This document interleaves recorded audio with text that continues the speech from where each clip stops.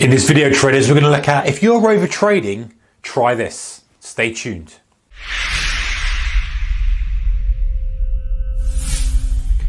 Hey traders and investors, everyone, welcome to you. Actually, this one's really probably focused at the day traders out there.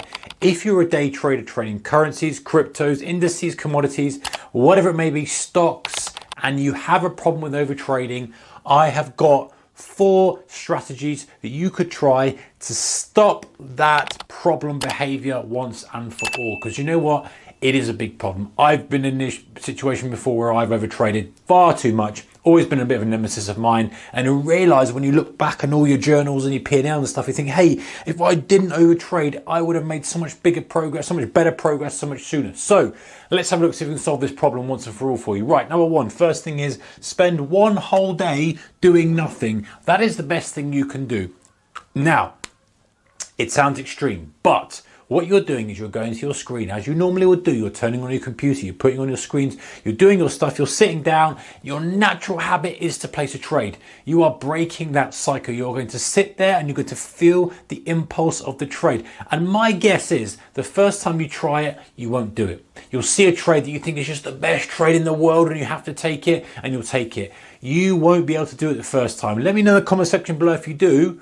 But try it out. Just literally have a whole day where you sit in front of the screen, or how you normally behave, whether you sit in front of the screen for the first 2 hours, final 2 hours, however you normally go about your day trading routine, and sit there and do nothing. Don't even trade on a demo. Don't do anything. Every time you feel that impulse, if you want to, write down notes on the market, do whatever you have to do except actually place a trade. It sounds really easy, right? But it's harder than it seems. And if you find it hard, it means that is a root of the problem. You're in a habit of placing trades, which you need to break. The habit doesn't need to be placing trades. The habit needs to be doing analysis.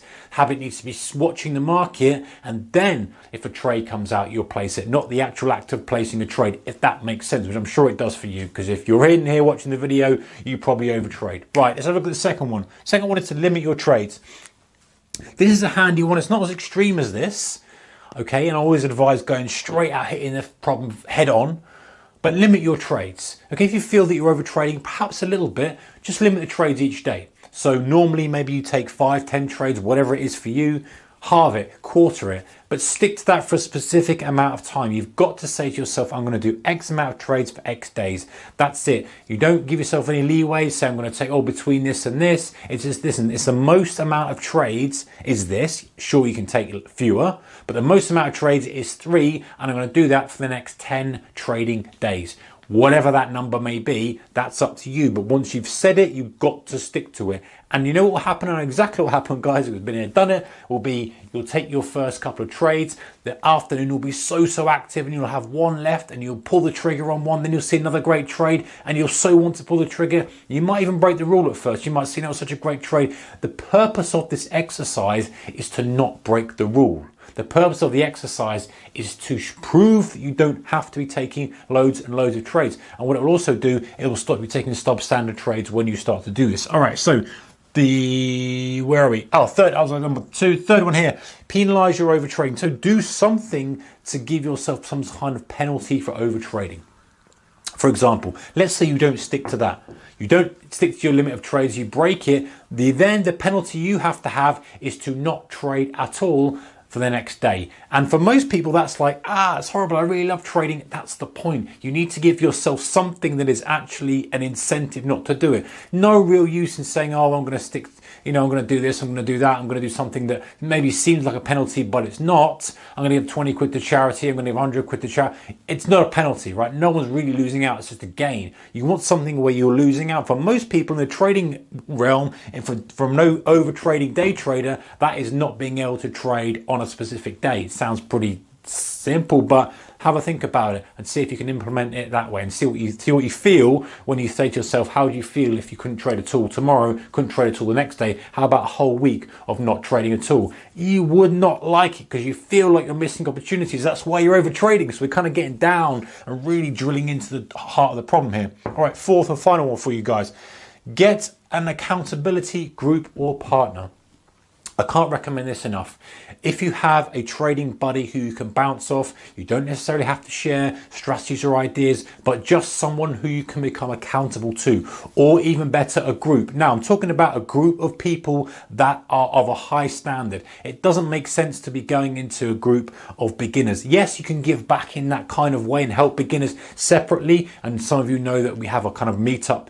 I run a meetup here for all types of people, not just the all types of traders, but there's also a group of high level traders who get together and become accountable. If you can find that group of people who are trading at a high level, doesn't necessarily mean they've got to have, massive amount of money in their account, but they have the right attitude, they have the right approach, they have the similar kind of approach and goals to you as trading, and you can become accountable to each other. You can say, hey, you know what, I'm overtrading, put my hands up, I'm overtrading, I'm going to need to find some ideas. Someone will recommend something else. Someone will say, hey, try this. You do it, you say you're going to be accountable, then you come back the next week, the next 2 weeks, whatever it may be, and you prove that you haven't done it. Because also, when you're sitting down, you're going to say, hey, I've got Bill, John, Jack, and Jane all going to say to me, hey, how have you been accountable? Just like I'm going to do to them.